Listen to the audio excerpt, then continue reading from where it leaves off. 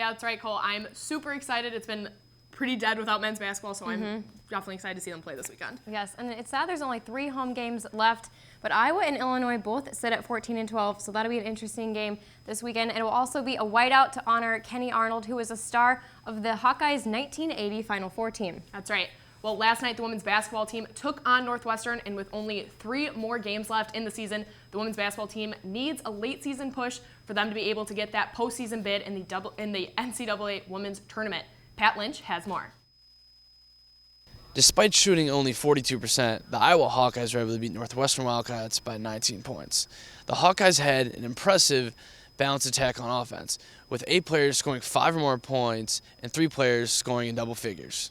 I thought this was just a really good, controlled victory for us. I thought that we had a lot of contributions from a lot of different sources tonight. That was really nice to see.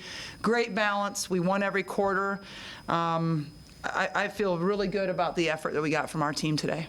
I've always played, even my freshman year, just whatever the team needs, coming in, giving the minutes that I can, knowing that I'm playing my hardest, and knowing that these might be some of the last games that I'm going to play in ever. Bree's out, and one thing that I think Bree really brings to this team, and so does Christina, they're both great rebounders. They're obviously not as tall as I am, but they just get after with all that hustle, so I kind of tried to go out there and fill that spot that we were kind of missing out there, so I really focused on my rebounding tonight. With a win on pink night over the Northwestern Wildcats, the Hawkeyes look forward to continuing their momentum Sunday night versus Purdue. Reporting live from Carver Hawkeye Arena, Patrick Lynch, Daily Iowa TV Sports. We will have the results from the Hawks matchup with Purdue on Sunday on Monday's show.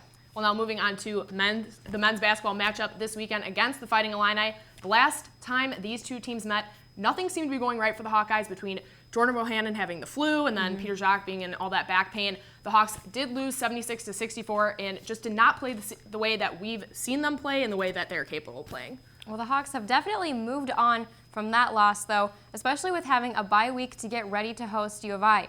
The Hawks have not only been able to rest and recover, but also prepare to not let what happened in January happen tomorrow. I remember we got off to a bad start. I think it was either 8-0 or 10-0, and we were kind of battling that back the whole way. I remember we did show some resolve, though, and continue to fight. I remember we got down to, I think we fell behind by double digits pretty quickly, and then got it down to what could have been a 6-point game there in the last few minutes. But overall, I think we've grown a lot since then, defensively in particular. And I think we just need to do a little bit of a better job keying into the scouting report than we did last time. Harder from the jump. Last time they kind of got us an 8-0 or 10-0 run, something like that. So we just got to come out the gate with more energy. Communication on defense is something that we struggled in there. They were getting wide open looks in our zone, so we would want to work on that. But just as a whole, we didn't play well offensively or defensively, so we just want to come out and execute as much as we can and prepare for them after watching the film on that game. That's why they beat us in the first place. But again, we started off horribly that game. And we've been struggling just to get a start going, just to start the game. And I don't know I think it might have been 8-0 or something that they started. But that's been our main focus these past couple games. And we didn't really start how we wanted to against Michigan State as well. But at the end of the day, we just got to keep working and realize personnel and work on our scouting report and know who does what. So I think we're just going to lock onto that and work from there. Now, even though the Hawks are coming off a loss to Michigan State, I do think that they've been looking healthier and playing more in sync on the court. And also, it is a home game and a whiteout, so I think the Hawks are going to come ready to play, especially with only having 3 home games left in their season. Yes, especially Peter Jacques, since these are actually his last 3 in Carver. And it was recently announced that Jacques is one of 10 NCAA men's basketball student athletes selected as finalists for the 2016-17 Senior Class Award in collegiate basketball. To be eligible for the award, a student athlete must be classified as an NCAA Division I senior and have notable achievements in 4 areas of excellence: community, classroom, character, and competition. Now, Jacques still leads the Big Ten in scoring at 20.6 points per game and free throw accuracy.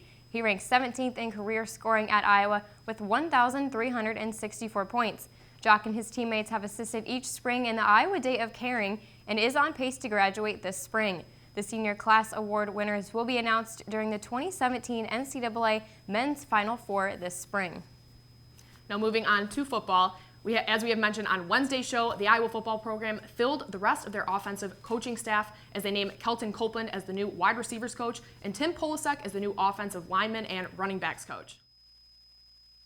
Whether we're recruiting players or recruiting coaches, I think there are a lot of similar things that we're looking for. Certainly it all starts with looking for people that have character, great values, and obviously the requisite talent, and I think that's certainly what we've done here.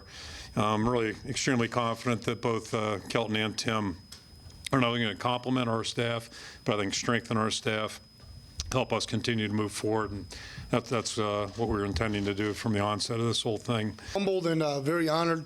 Super excited. It's a word you guys will hear me use quite often. To be bringing my wife Jill to Iowa City. This was something that had come up on the radar here, early January. To coach in the Big Ten is one thing. It's a phenomenal conference, but to be at a place with the people that are here at Iowa, always striving to do it the right way all the time, really is a heck of an honor, and super excited to be here. Looking at this program from afar, getting to know Coach Ferentz before this process even took place. He's the guy that I respected in the profession, kind of basing off of what he said about hiring coaches, looking for somebody to hire. We always looked at him as a guy that if you had an opportunity to get to know, you want to get to know him. And then when the opportunity came to interview for Coach Ferentz and in the Iowa program, we were excited for the opportunity and full steam ahead. And here we are. So I guess it worked out on both ends. Now with spring football only weeks away, it'll be very exciting to see how these new coaches and players adapt to each other. Yeah, and with these new coaches being announced, I'm definitely ready for football to be back, and especially with the new class coming in to see how the team will pan out for next season. Now make sure to tune in on Monday for updates from the men's rematch with Illinois. And to see how the baseball team did down in Tampa for their season opener. Cole, back to you.